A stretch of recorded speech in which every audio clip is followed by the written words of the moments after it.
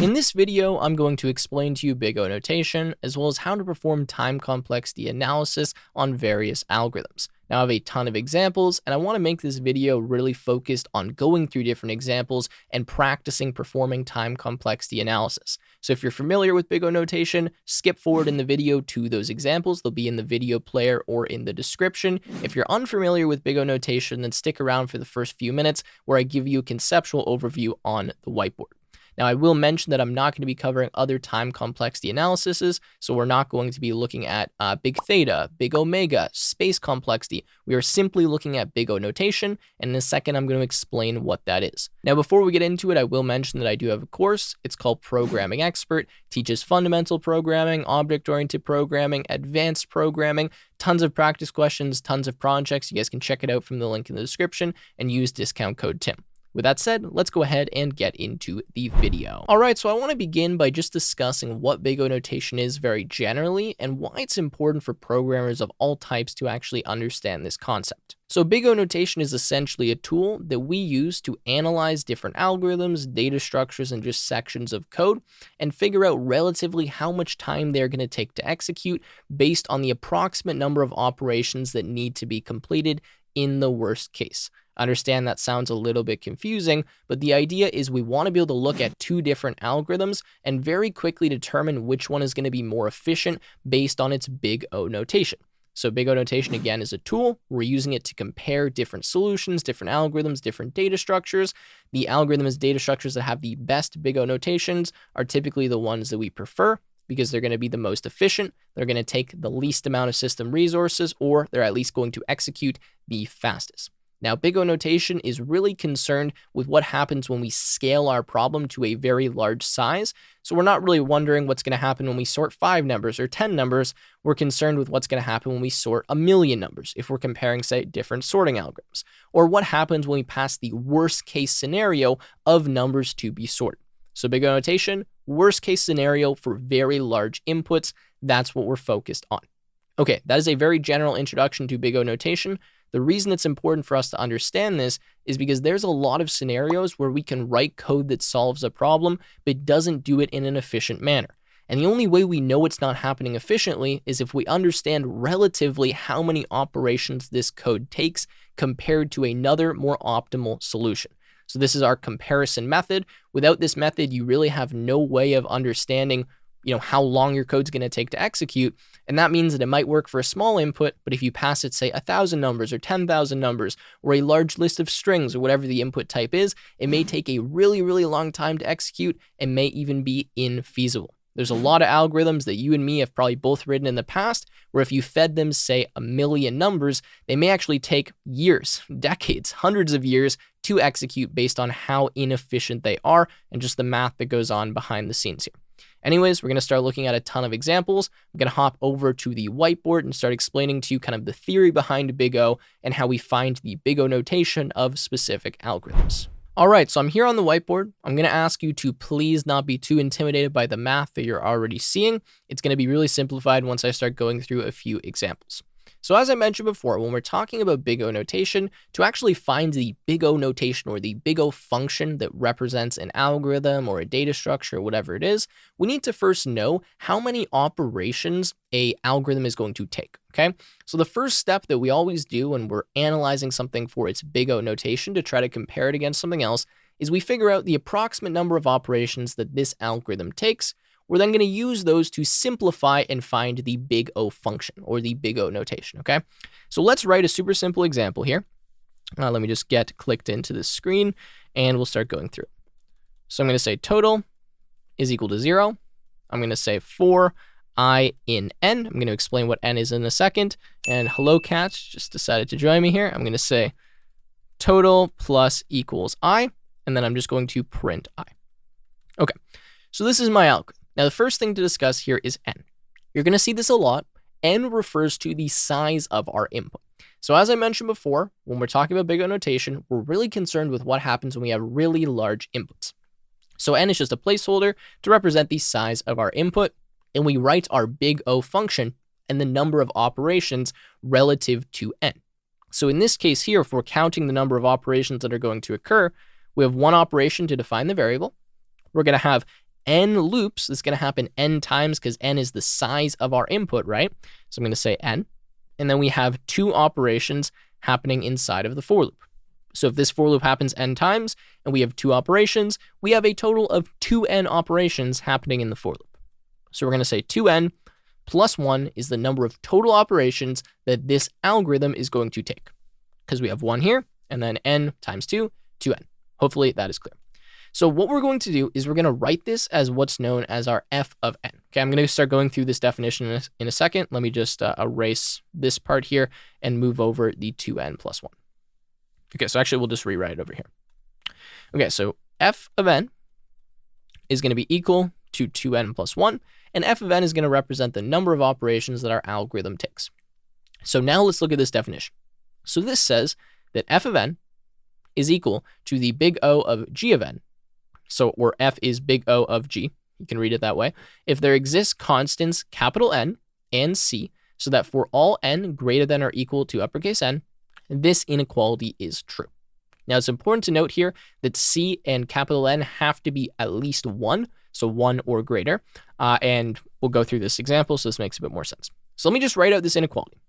We have f of n needs to be less than or equal to c times g of n.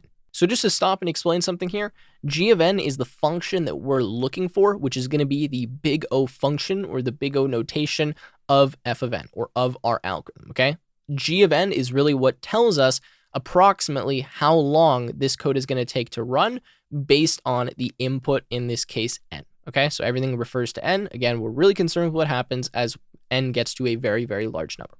So we need to find something that satisfies this inequality, and we want this right-hand side here to be greater than or equal to n, but be as close to n as possible. The reason I'm saying that is because any of you who are kind of working this out in your head already can probably realize that if I substitute in 2n plus 1 for f of n here, and I say less than or equal to c times, you can pick some very, very massive function, maybe something like n to the exponent 4, and well, this is going to be true. Doesn't actually matter what value I pick for c, it doesn't matter what value I pick for uppercase n, this is always going to be true. So I don't want to just pick an arbitrarily large function. I want to find a function that's as close as possible to this one right here that still makes this true. Okay. Again, I know this is confusing. We're going to keep going through it. There's just a lot to get through before you can really even look at an example. So number of operations is 2n plus 1. We have f of n is less than or equal to c times g of n, and that's going to be for all values n that are greater than uppercase n. So there's kind of 2 things that we need to pick here. Now, let me just try to erase this. Okay, so let's now write the inequality again. 2n plus 1 less than or equal to c times g of n, and this is 4n greater than or equal to uppercase n. So there's 3 things that we need to find to prove this true. Now what I'm going to do is just randomly pick a function for g of n and show you how this works. So I'm going to say 2n plus 1 is less than or equal to c times, and then the function I'm going to pick for g of n is simply n. Okay, just the regular linear function, I'm picking n. So now that we have this, and again, this is going to be for here, I'm not going to rewrite that, we need to find some c that makes this true. And if we find some c that does make it true, as well as some uppercase n, then we know that this is kind of our big O function. That's what I'm going to be calling it. All right, so for c, we can find this pretty easily. We can just pick a very large number, right? I can pick a number like 10. I can pick a number like even 3 here. That'll make it true. Essentially anything other than 2 or 1 is going to make this true. And remember, c has a minimum value of 1. So if I pick c equals 3, then that gives me the inequality 2n plus 1 is less than or equal to 3n. Okay, great. And then I need to just find some value uppercase n, where all n values past that or equal to it make this true. And really, I can actually pick the value 1 for this, and it will make this true, right? So if I pick this, so n is equal to 1, then we can just plug in 1, and we'll see that this is always going to be true. So when I plug this in, I get 3 less than or equal to 3, so that's if 1 is for n. And if I were to plug in 2, 3, 4, 5, so on and so forth, you're going to see that this side here is always going to be less than or equal to, or sorry, greater than or equal to this. Now, what does that mean? That means that g of n is the big O notation of f of n. So I can say f of n is equal to the big O of n. And that's how you write this. Say f of n is equal to big O of n, or the algorithm has a time complexity of big O of n. Okay. Again, I know this is confusing, but I've just showed you very, very quickly how we kind of use this mathematical definition to find g of n. Now, what does g of n really mean?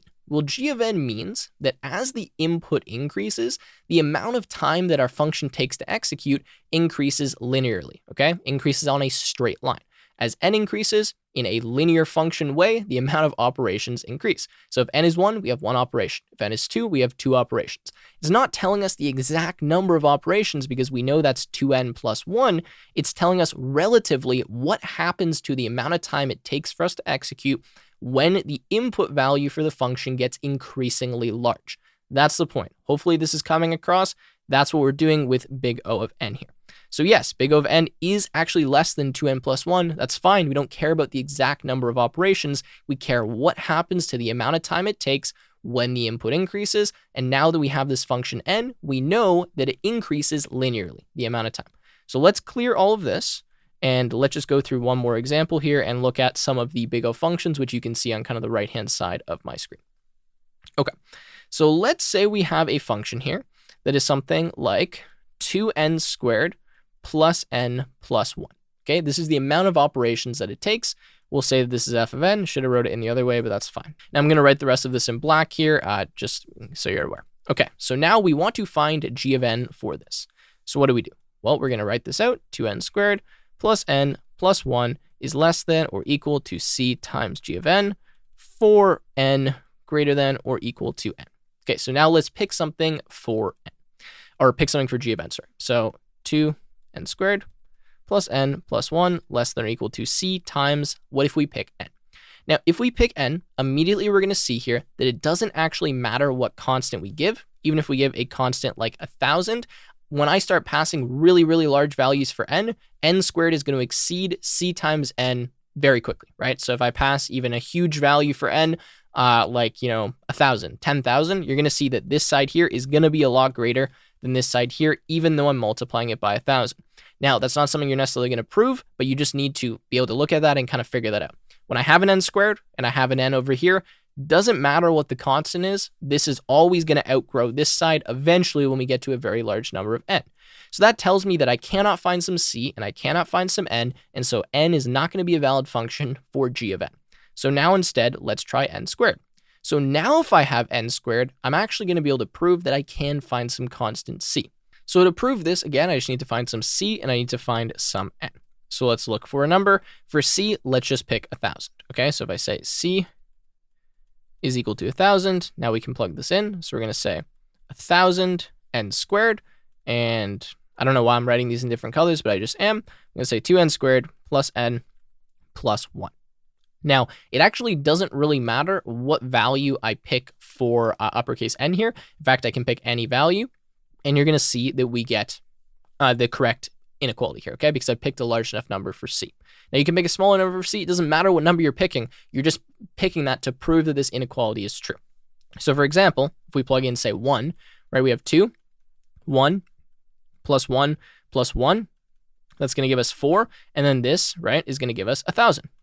So this is larger. If we pick 2, this is going to give us 4,000. This is going to be a much smaller number. So you're going to see that this side is going to be greater. So there we go. We now know that the function here is going to be n squared. So what we can do is we can write f of n is equal to big O of n squared. Now, you might be starting to realize a pattern here. And the pattern is you can essentially look at the largest term when you have things being multiplied together and understand that that is going to be what the big O function is. Now, there's a few tricks, and I have to go through a bunch of them. But the point is here, when we have something like 2n squared plus n plus 1, if my function g of n is simply n squared, I'm going to be able to find a large enough constant that it doesn't matter what the other terms are here. It's always going to be greater than this. So let me just stop here for 1 second, go through this example again and make sure it's clear, because I get that this is confusing and this is something that you have to look at a bunch of times before it really starts to actually make any sense. So I have 2n squared plus n plus 1. That's the number of operations that my algorithm takes. Now I'm trying to find a simplified function that is going to give me a general concept of what happens to the amount of time or the amount of operations required from this algorithm as the input grows very, very, very large. So again, we're thinking of really large values of n. So when the values of n grow really large, what's going to happen is this term right here is going to be dictating the number of operations that are occurring. If you pick a value, even something simple like 10, right, the 2 times n squared gives you 200. The n gives you 10 and the 1 gives you 1. So these become increasingly less important, the n plus 1, as n squared gets larger and larger. And the same thing happens with this 2 here. This becomes increasingly less important as n squared gets larger and larger and larger, right? That's really the point here. As n gets larger, all of the constants that we have here, n, 1, and 2, are going to become less important. Now, the n is not a constant, I know, but it still becomes less important because n squared is much, much larger than n. That's what we're looking at. So what we do is we get the big O notation of n squared because this is the term that most accurately represents what happens to the amount of output, or I guess the time to execute our function, as the input increases. And again, the way we did that is we're using the math here to prove this. I'm going to show you a bunch of shortcuts so you don't have to do this math every time, but it's important just to see kind of how this works so you understand the math that goes behind this and how you prove, that your big O notation is actually correct. Okay, so now let's just look at a few more functions, and we're going to do them in a really fast way, and I'm going to show you a few shortcuts that are going to make this seem really easy. So let's say we have f of n is equal to 3, and let's go with n cubed plus n squared plus, and then we're going to go, let's go like this, log base 2 of n. Okay, so notice these are all pluses, right? So I have 3n squared plus n squared plus log base 2 of n. Now, a few shortcuts that you can keep in mind here is whenever you have terms that are being added together, so additive terms, you can essentially cross out and remove every single term and constant that is not the largest term that you have in the expression. So again, the reason that you can do this is because as n increases and reaches infinity, n cubed is going to dictate the amount of operations that this is going to take.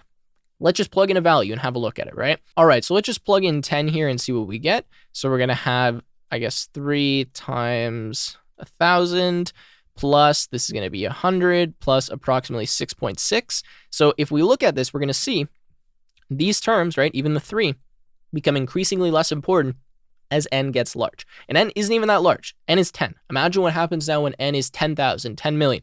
The n cubed really carries the number of operations, and so we don't care about these ones right here, and we can cross them off when it comes to our big O notation. Now, to be able to actually cross these off, you can do a bit of math to kind of prove that you can cross them off. So what I'm going to say here is let's assume that n squared and log base 2 of n is equal to n cubed. So the reason I can assume that is because n cubed is greater than n squared. Let's assume that n squared is equal to n cubed. Now, I know this is not sound math, but just assume that n squared is equal to n cubed. If it is, then what I can do is change all my n squared terms to n cubed. So if I change n squared here to n cubed, which is larger than it, so it's valid for me to do that because I'm adding something in that's larger than n squared, and then I change my log base 2 of n to the same thing, n cubed, what you see here is we end up now, if we factor this, we get 5n cubed. Now again, the 5 is a constant. We don't care about the constant because we don't need to know the exact number of operations. We just want to have the function that tells us what happens as the input gets larger. So n cubed is that function, so we simply strip off the 5 and we say that the big O notation here is n cubed. That's the way that we do this. So if you take every single other term that you're adding, it's very important that you realize we're adding these terms here, and you say, okay, well, if it's smaller than n cubed, let's assume it's n cubed. Now, if we add all of these together, not factor, so I said factor before, if you add all of them together, we get 5n cubed. We know we don't care about the constants because we're just looking for a function to give us the relative amount of operations. Then what we can do is cross off the constant, which would have been 5, and we're left with n cubed. Okay, so that's one example.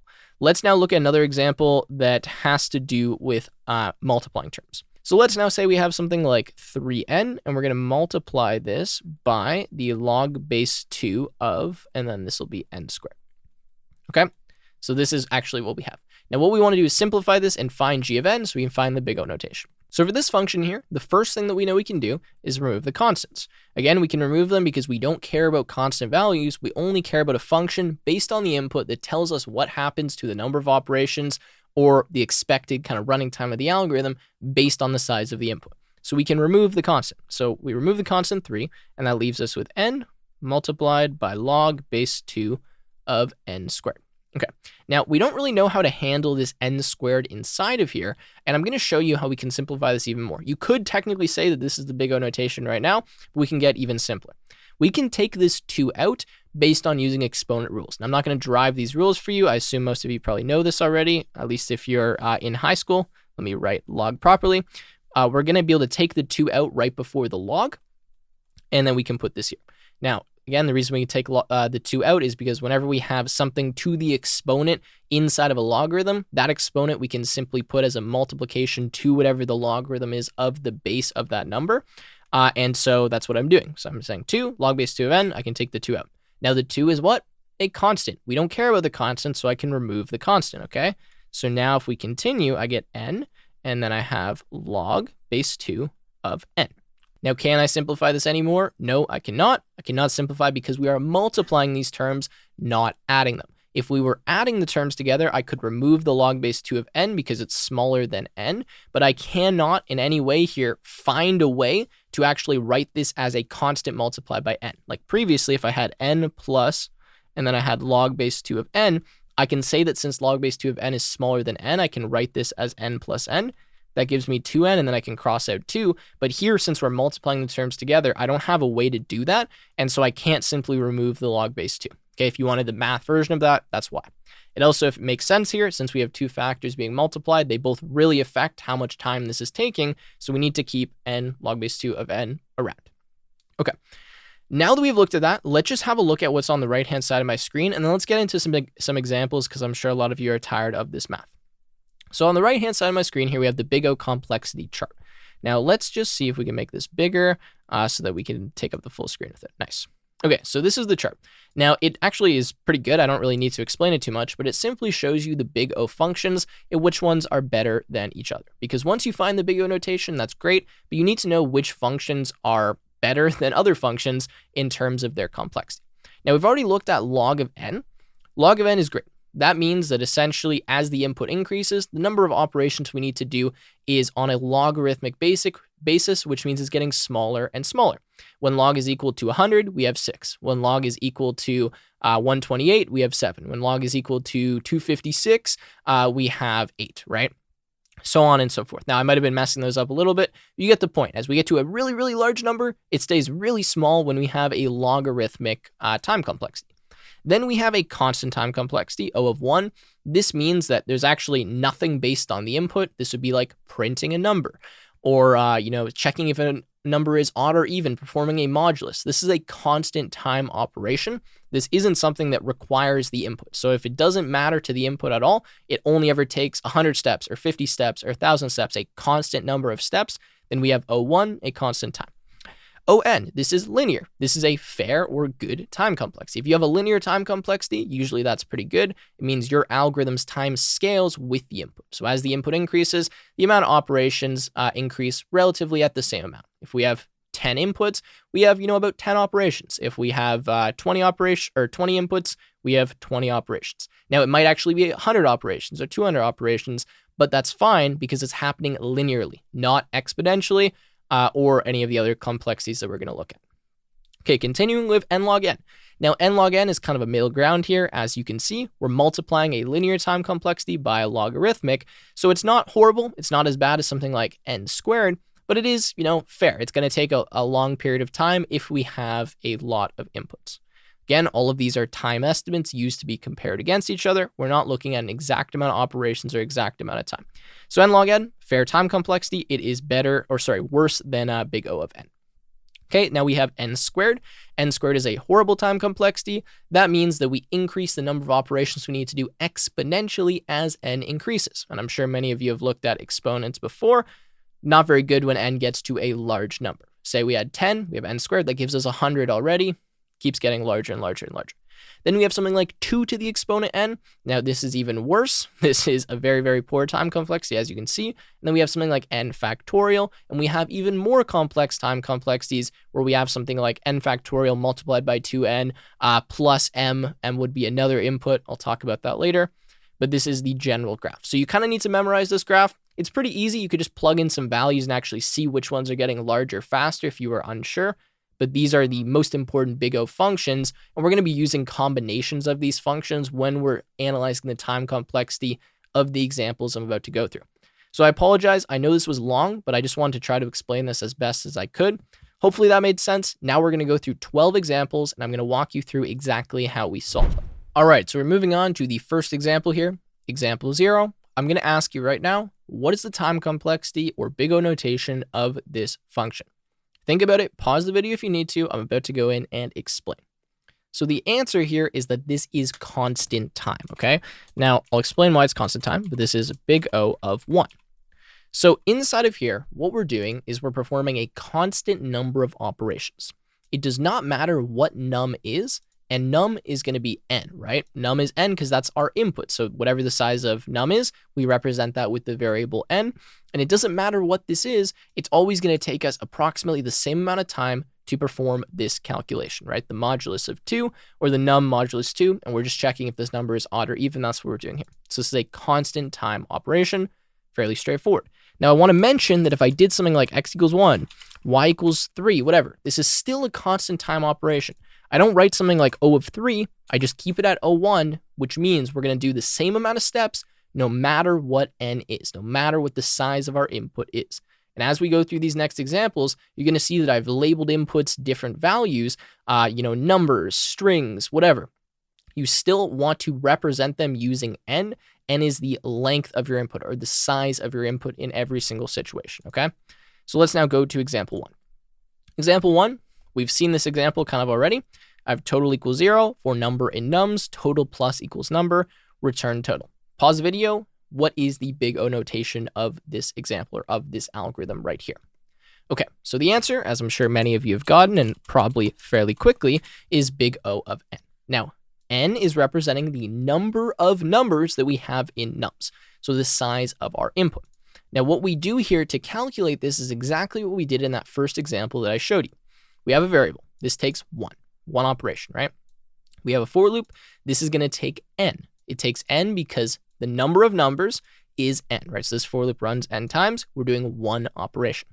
So what we end up getting here at the end, you could count this as an operation if you want as well, is something like n plus 1 or n plus 2, whatever you want to write. Okay, so we'll say it's n plus 1. If we have n plus 1, we know that we can simply remove the constants, which are 1, because as n gets larger, they're not going to matter, and write the big O notation as big O of n. Okay, so that's that example. Let's move forward. Okay, now this one is getting a bit more complicated. Now we have an example where we have a nested for loop. So again, pause the video, go ahead and read this, and it's going to get even more complicated as we go on. All right, so let's go line by line. We have results here, and results, we're creating a list. Now this list, we have a for loop here. We got to look at all of our loops, okay, and any operation that could be looping. And what happens is we need to for n, right? So for underscore in range len of nums. Len of nums really is just n. We're adding 1 into the list. So this is going to take us n to do because we're adding 1 n times. Pretty straightforward. Move on to the next loop, okay? Inside of this next loop, well, how many times does it take for this loop to run? This loop is going to take n times to run because we're doing it for the size of our input, which is n. Okay, now we have another for loop inside of this for loop. Now that means that this for loop needs to run how many times? N times. And how long does it take for the for loop to run? Well, this for loop is looping through nums as well, and so that gives us n, okay? So we have n stuff happening n times because this for loop is happening. Now inside of here, we can count the operations. We could say this is an operation, this is an operation, and this is an operation. Now remember, we're considering the worst case. So in one case, when num1 is equal to num2, we're not going to perform this operation. However, we don't really care about that. We're not going to factor that into our calculations here because this could happen, right? It's happening every time except once. So we're just going to assume that this operation happens the n times for this for loop. Hopefully you get what I'm saying, but I'm just trying to get through, like, don't overcomplicate analyzing the number of operations here. We're just trying to get a rough estimate, and then we can actually figure out what the big O notation is. Okay, so we have about 3 operations at most. We have to perform a condition. We're going to continue. We could count that as an operation. We're going to do a multiplication. We'll just sum all of those up, even though they're not all going to happen together, okay? So we say approximately, we're going to get 3 operations inside of here. Then we're returning results. Okay, that's another operation. So we have n. Now we're adding that because this is not inside the for loop, right? It's the next line down to n, okay? And then how many times or how many operations are going on inside of this n? Well, we have 3n. So we're going to say n, and then this is just going to be multiplied by 3n. Now, I get this is a bit confusing, but what's happening is this for loop is happening every single time this for loop runs. So we're doing this for loop n times, which means we're going to have n times n, right? Two n's there, so that's n squared. And then we're doing 3 operations inside of this internal for loop. And so what we end up getting is 3n squared. If we multiply these all together, we're going to get n plus 3n squared. And then we have one more operation here. So we add 1. So this is going to be the approximate number of operations that we're doing inside of this algorithm.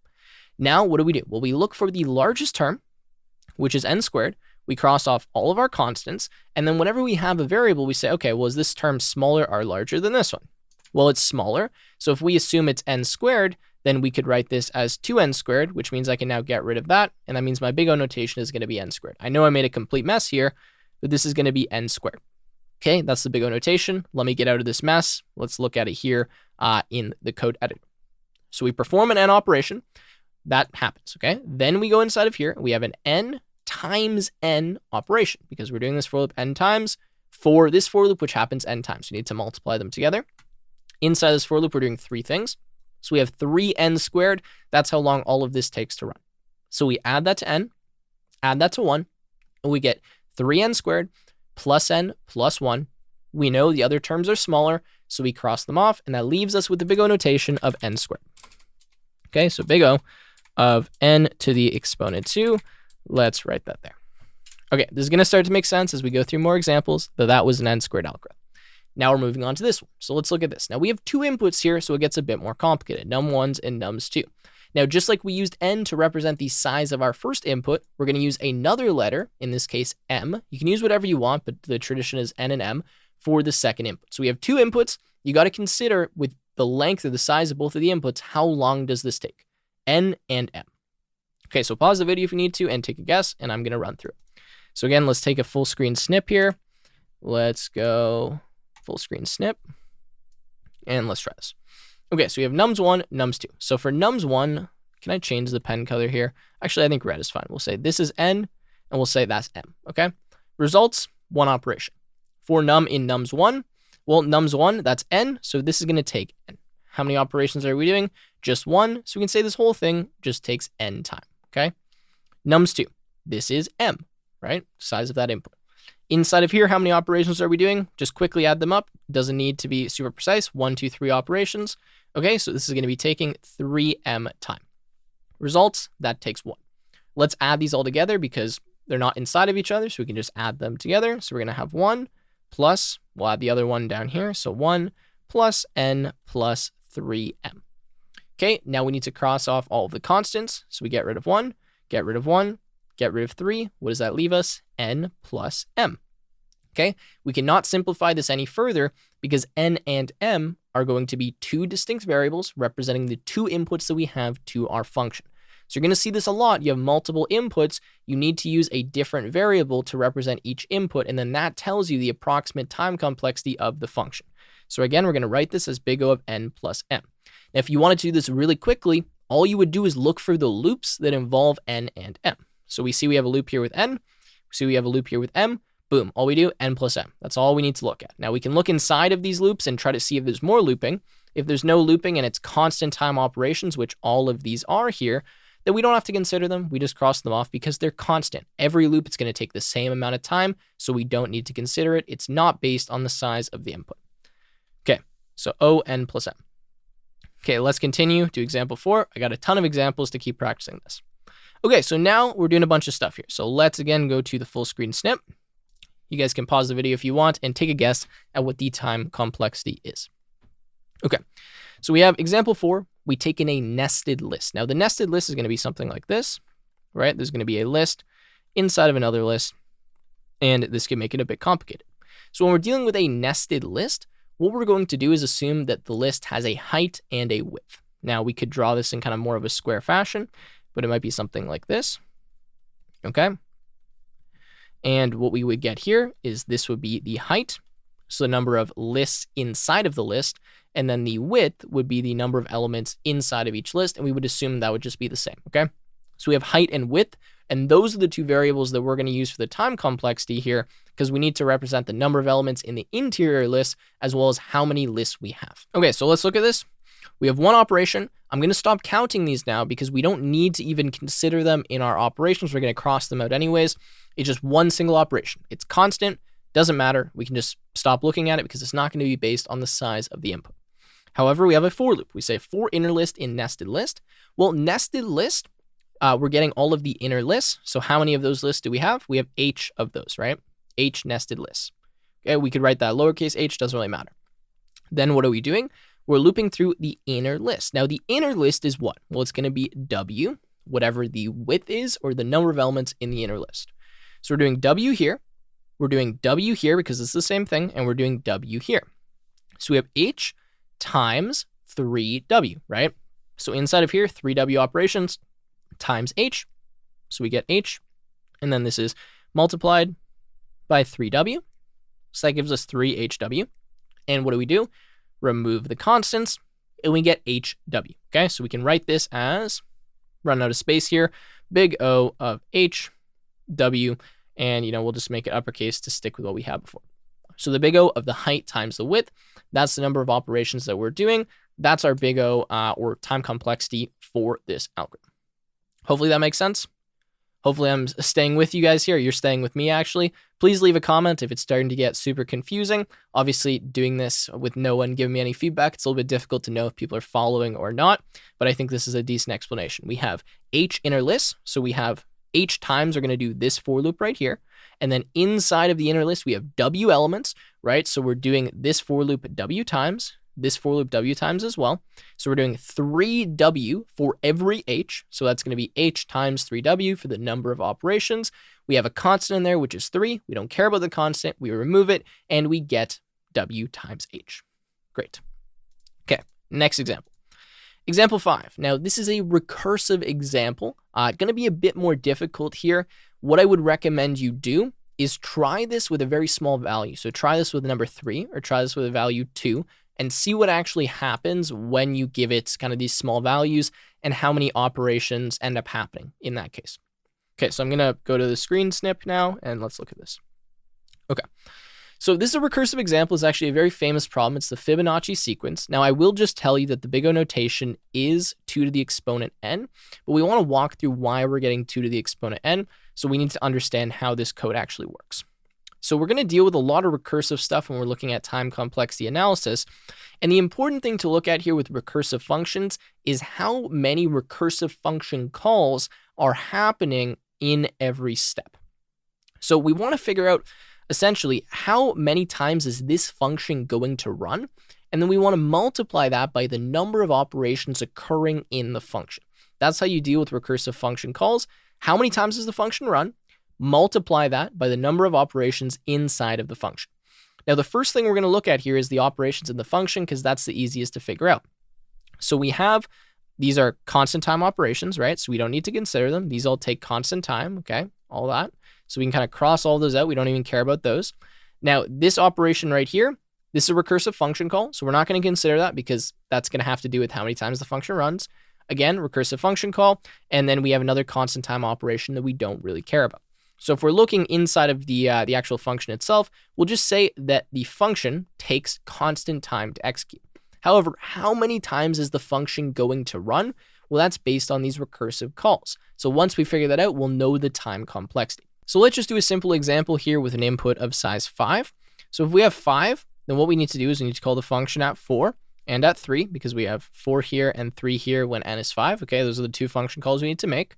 From 4, we're going to have to make the function call 3 and 2. By the way, I'm not making these in the order they're going to be done. I'm just trying to write out the whole tree. From 3, we're going to have to call 2 and 1, okay, because our base cases are 1 and 2. So whenever we hit 1 and 2, we're done. So done, done, done. From 3, we're going to have to call 2 and 1. Okay, so this is what our tree looks like. So what you should be noticing here is that we're going to end up getting a time complexity of 2n. So the reason why we're getting 2n here is because for each input to the function, we're doing 2 recursive calls. So if we start at 5 and we do a call to 4 and we do a call to 3, we've done 2 calls. And then from these numbers, we need to do 2 calls as well. Now we are going to end up doing less than 2n operations. However, this is the best function we can use to approximate how many operations are going to occur in this function or in this algorithm. So we have 2 recursive calls. the calls are going down by n minus 1 and n minus 2. So a constant value they're decreasing by, not something like divided by 2 or divided by 4, which would be much different. We'll look at that in a second. We're reducing these by a constant value. So the most amount of steps we're going to have to do for every input is 2. And that means we're going to have 2 to the exponent n potential steps. Now, if you want to prove that to yourself, keep expanding this tree. Look at 6, look at 7, look at 8, look at 9, and you're going to see how many operations you have to do and how we expand in this way, in an exponential way, okay? So 2 to the exponent n is the time complexity here. This is kind of just a complexity you have to be familiar with. And again, the way I determine this is how many function calls I can have at most. Now, again, I will have less function calls than this, but this is the most approximate function I can use for the big O notation. So we have big O of 2n, all kinds of other videos on the Fibonacci sequence that can probably explain that as well in more depth. So let's write the comment of big O of 2 to the exponent n.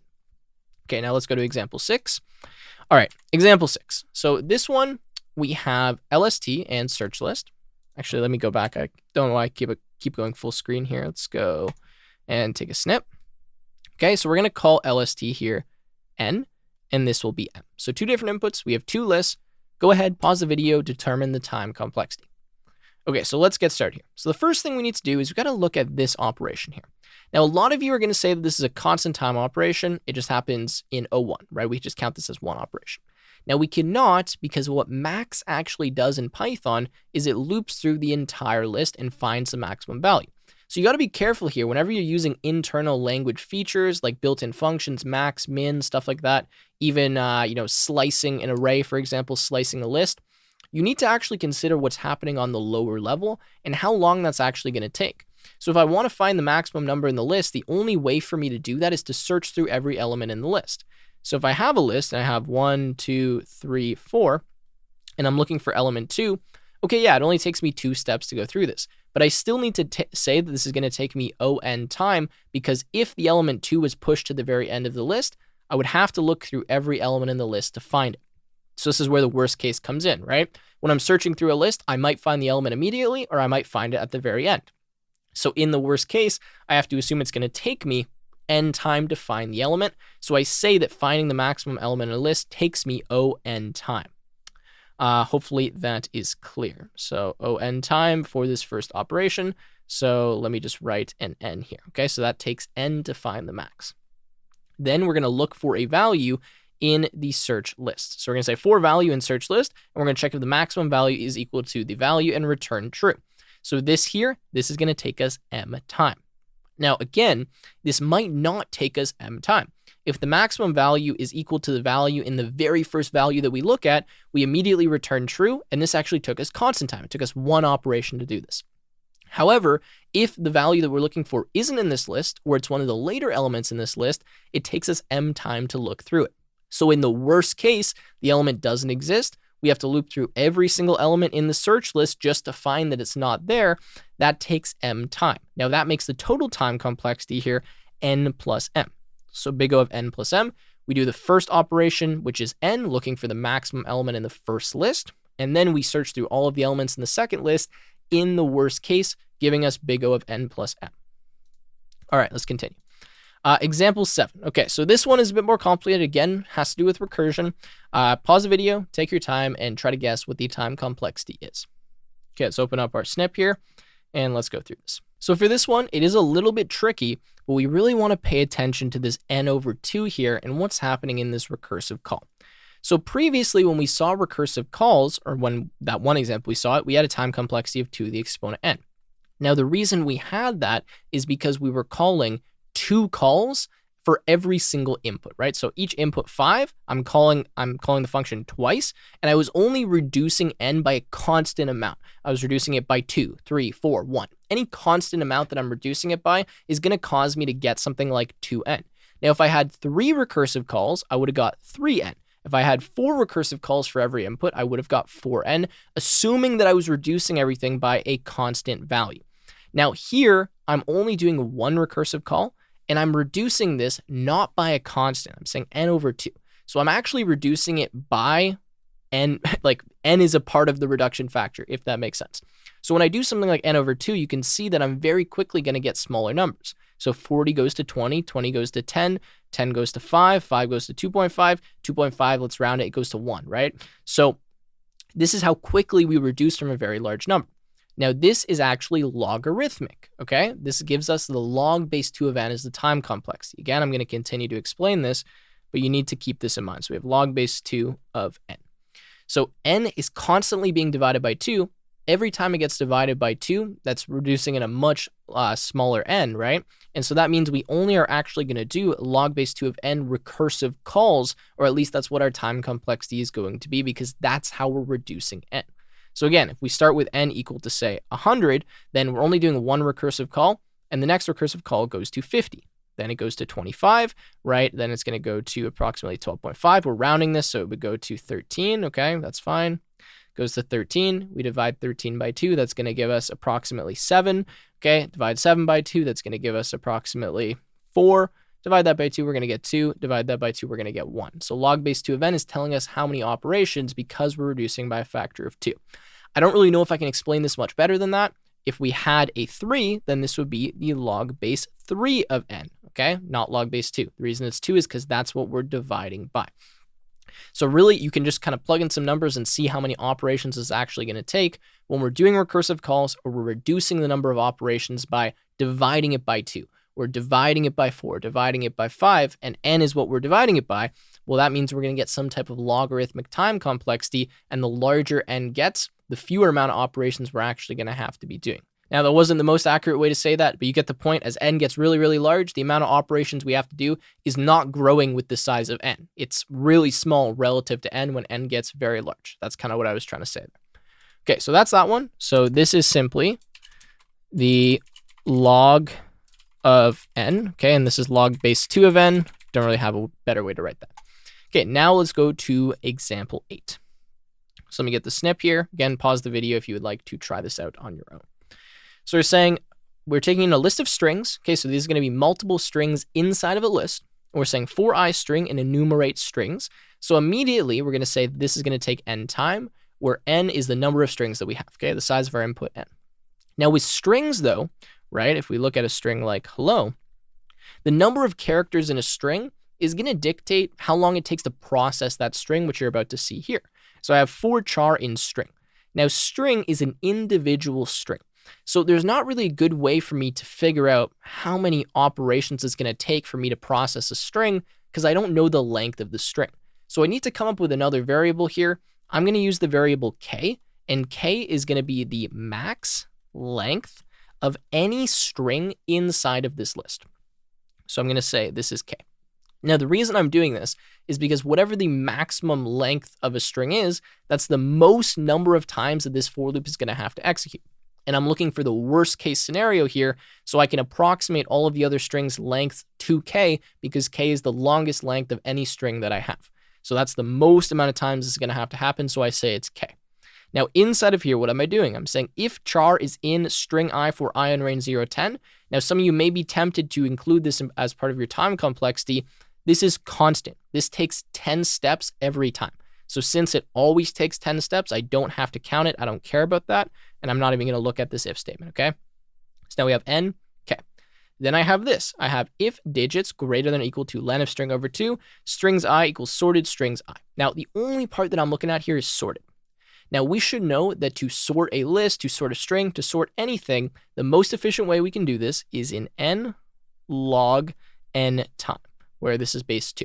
Now, I completely butchered that, so let me rewrite it, and I'm also going to write it in k, because that's what we're going to have to use here. So we're going to say k, and then this is going to be log base 2 of k.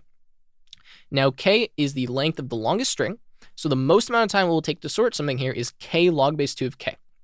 Now, if you don't know why that's the case, you're just going to have to trust me here. The most efficient way to sort something, at least a general thing that you're sorting, not something specific, is k log base 2 of k, or n log base 2 of n. Now, k is the longest length of the string that we have. We have to use k because we don't know how long the string is going to be. So we say whatever the maximum length is, that's what we'll put here, because that will give us an upper bound and give us the worst case scenario. So we have k log base 2 of k. That's how long this takes. I know I kind of butchered writing it there, but that's the operation. Okay, so now we figured out our operations. So we have n, we have k, and then we have k log base 2 of k. So inside of this for loop right here, this takes k plus, and then this is going to be, okay, you know what? Let me clear this because it's going to be hard to do this. Okay, so this is going to be n multiplied by, and then this is going to be k plus, and then k, and this will be the log base 2 of k. Now again, this is not always going to happen, right? We're not always going to have to sort, but we could always have to sort. That's the thing. It's the worst case. So since we could always have to sort this, we're going to have to factor that into our time complexity and assume we're always sorting it. So we have n, which again was this. We have k, which was this. And then we have the k log base 2 of k, which is here. So inside the for loop, we have the k plus k log base 2 of k. Then we have to multiply that by n because we're going to do that at most n times. Now, though, we're able to simplify things. Because we have k plus k log base 2 of k, you can do the factoring here, and you'll see that we'll get k multiplied by 1 plus log base 2 of k, which means we could get rid of the 1. And so I can instead now say it's going to be n, and then k, and then log of k. So this is my time complexity. I can parenthesize it if I'd like, but it's going to be n times k log base 2 of k. All right, there we go. So that is that time complexity. I'm going to start going a little bit faster just because we've looked at these a lot already. So it's going to be nk log 2k. And we can write it like this if we'd like.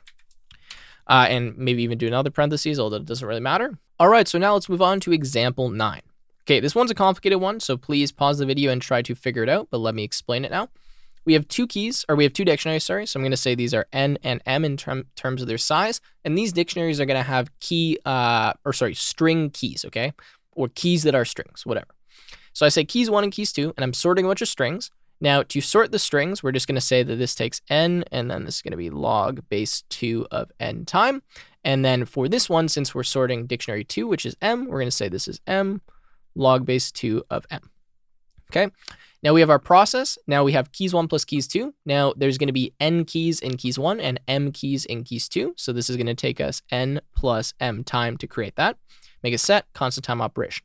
Now we have this while loop. Now what we need to do here for the while loop is figure out how many times it's going to run, and then how much time it takes, inside of the while loop to perform operations. So how many operations are we doing in the for loop? How many times is how many operations are we doing in the while loop? How many times does the while loop run? Multiply them together. There we go. We have the time for the while loop. So let's start by figuring out the operations in the while loop. So we have element equals process.pop 0. Now popping from 0 immediately tells me that this is going to be a big O of n operation, or in this case, n plus m. So let me show you what I mean. If we have a list, and let's just say we have 4 elements, if I pop the first element and remove this element, what that means I have to do is shift every element over 1 position. Okay, to restore its position in the list. There is data structures that allow you to do this in constant time. However, the data structure list in Python does not. So this is an on time operation where n is the number of elements in the list. Now, since the number of elements in our process list is going to be at most n plus m, that means we're going to have to take, if I could freaking erase all this stuff here, n plus m time to perform these pops. So I'm going to say, okay, let's get this properly, n plus m. Now, again, we're not always going to have n plus m elements in the process list because we're removing elements. That's what we're doing in here. But the most we will have when we start is n plus m. So we need to write that here as how much time this operation will take in the worst case. Continuing, we add something to the results list. Don't care about that. We're checking the length. Don't care about that. Now we have process.append. Now what we're doing is appending a string, but we're removing the last character of the string. So what you need to realize is happening here is we are processing every single string key in both of the lists, and we're going to keep adding the string itself back into the process list until it has no elements left in it. So for every string that we process, we're going to be adding that string minus its last character back to the process list, whatever the length of the string times is. So if I have a basic string like hi, then what I do is I strip off this last character, but I add h back to the process list, which means it needs to be processed again, causing the while loop to happen another time. So again, more complicated algorithm here, but I wanted to show you how you come up with these time complexities. So since that's the case, now what I need to do is say, okay, well, the while loop is going to take the existing process time, right? So n plus m, but this is all going to be multiplied by k, where k is the length of the longest string. So the most amount of times that one single element is going to be reinserted into process is k, because that is, well, the length of the longest string, right? So if I have a string, the longest string is 5, well, it's going to take me 5 reinsertions. It's really going to be 4, but still, we're going to have to process that element 5 times by adding it back into the process list. So I need to multiply the maximum length of the string by n plus m, which is how many elements are already in there, because for each of those elements, they could be inserted a maximum of k times. Again, I know we're getting into the weeds here. It's getting complicated, but I wanted to give you some advanced examples because this is stuff that you're going to have to learn at some point in time. So n plus m multiplied by k is how long this loop is taking. So now what we need to factor in here is n plus m multiplied by k going to be more or less than n times log base 2 of n and m times log base 2 of m, because now we have to add these operations together. So really what we're going to have is n, and then we're going to have log base 2 of n, then we're going to add that to m of log base 2 of m. Then we have this operation, which is n plus m. Now, n plus m we know is going to be less than n plus m times k, so we can simply remove that from our operation here. And then we're going to have n plus m multiplied by k. Now, we actually do not know if n plus m times k is going to be more or less than n log base 2n and m log base 2m, so we need to keep them in. So this would be our total time complexity here, okay? n log base 2n plus m log base 2m plus n times k. And then you would write after this what each of these variables mean. M is the number of keys in dictionary 1, m number of keys in dictionary 2, and k the length of the longest string out of dictionary 1 or dictionary 2. Okay. Again, I know, really complicated one. Probably not one that you're going to get on like a computer science exam, but it's possible. So I figured we'd go through this example here. Okay, let's look at example 10. Now example 10, again, we're getting into more complicated ones. Only got 3 left here. Let's take a snip, pause the video, and give it a go. Okay, so actually we're going to skip example 10. I was just going through it and it's way too complicated to even try to explain in this video. So if you guys want to guess the answer, you can in the comments down below. Anyways, we're just going to move on to 11 because this is a bit simpler. I don't want to overwhelm you guys too much. So let's just understand this code before we proceed any further. We have sum to the end, empty list, count equals 0, for I in range the len of nums, okay? We're looping through, getting one number, and then we're saying sum to the end dot append 0. So this is going to approach n. Then we're looping through all of the numbers past this number in our list, okay? Because I plus 1 is the start of our for loop range, up to the len of nums, so that's n, right? Okay, then what we're doing is saying sum to the end I plus equals num2. Don't have to worry too much about the addition. We have another for loop in here that is going to loop through all of the elements in sum to the end. So whatever the current length of this list is, that's how many times this is happening. And then we're printing out our count, which is just how many times this for loop has happened in total. So you can read this and understand a bit more. I know I didn't really necessarily explain it. The point is this sum to the end list is going to contain the sum of all of the numbers in the list past the current number, not including the current number until we get to the end of the list. That's kind of what it's doing. So if we have like 1, 2, 3, 4, then the result here is going to be whatever 2 plus 3 plus 4 is, so 9, and then whatever 3 plus 4 is, which is 7, then whatever 4 is, which is 4, and then 0. Okay, that's what the result's going to be because we sum these 3, then we sum these 2, then we sum this 1, and place those in the appropriate positions in the list. And then we would sum the last element, which would be 0, so we place 0 at the end. Okay, let's just get rid of those though. That's what this code is doing. Okay, so now that we understand that, let us continue and do the time complexity. So we're going to say this is n, all right? So that means this happens n times. And then here, what's going to happen is this is going to happen n times, then n minus 1 times, then n minus 2, then n minus 3, as I increases. Now, if you actually look at the value of this sequence, you'll see that it approaches n squared. So we can simply say that all of these added together is n squared. Okay, which means that we can just kind of write this as it takes n times, okay? We don't need to factor in all the minus 1s or minus 2s, minus 3s, so on and so forth. Now, continuing, we have another for loop. Now, this for loop is happening whatever the length of sum to the end is. So it's going to happen first 1 time, because that'll be the length when I equals 1. Then it will happen 2 times, then 3, then 4, all the way until it gets to n. So similar to how we had n minus 1, n minus 2, n minus 3, here, that's exactly what we have in the reverse order. So we know that we can just say that this is going to take n as well, because 1 plus 2 plus 3 plus 4 up to n approaches n squared. Again, don't want to drive all the math here, but I'm going to write that this takes n.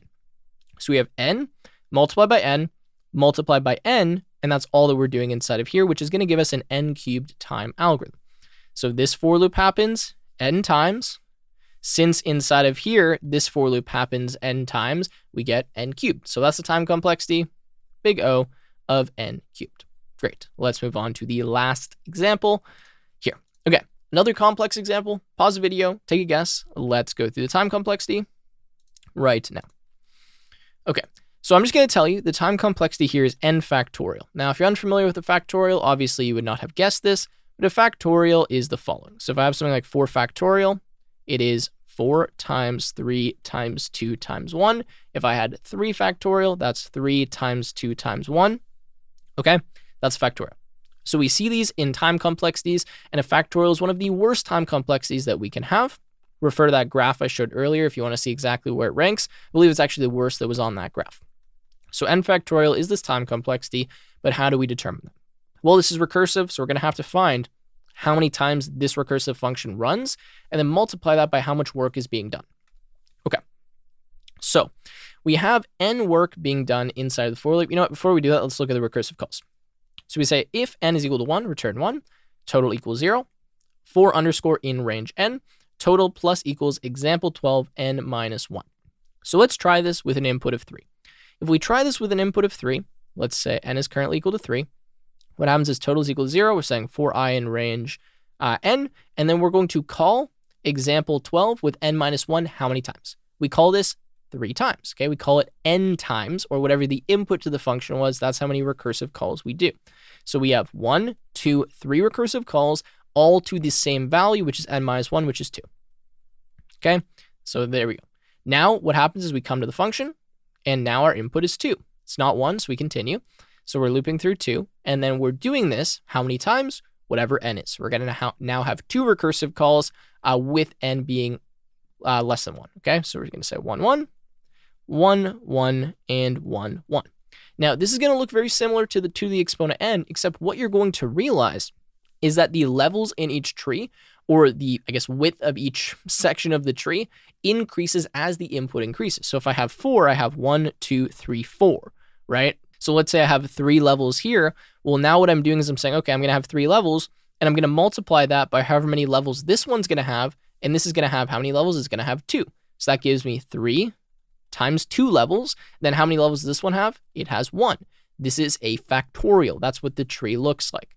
Now, again, I know this is confusing. I know a lot of you are going to be lost at this point, but this is the factorial algorithm. And if you look at this and I punch in a number, say like, I guess what's the factorial of 5? I believe it's 120. We'll get 120, meaning we had to do 120 operations because that's the way that we've calculated them. So that's what I was trying to illustrate here with the factorial. Let's just look at one more higher tree level of 4 so you can really see kind of how this works. So if we have an input of 4 here, what happens is we get 4 calls, okay? 4 recursive calls that all go now to recursive calls of 3. And then we get 1, 2, 3, 1, 2, 3, 1, 2, 3, 1, 2, 3. Then we have 2, 2, 2, 2, 2, 2. Okay, I'm going to write a bunch of these here.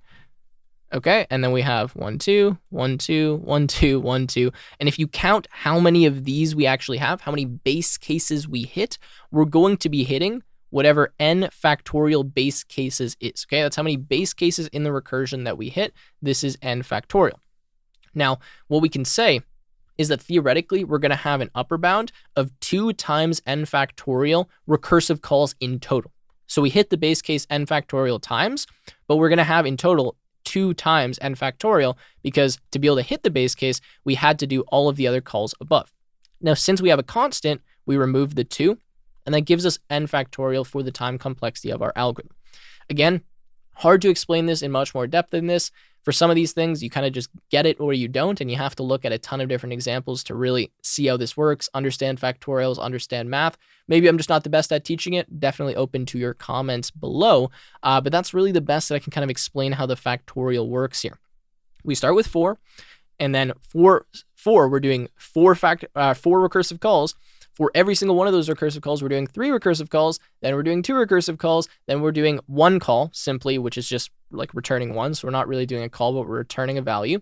The number of times we hit this base case is equal to n factorial, which means we actually have more than n factorial recursive calls, but the most we're going to have is 2 times n factorial, because any other calls above this, the sum of them are going to be less than the amount of base cases that we have. So we simply can cross off the 2 here, and we get n factorial.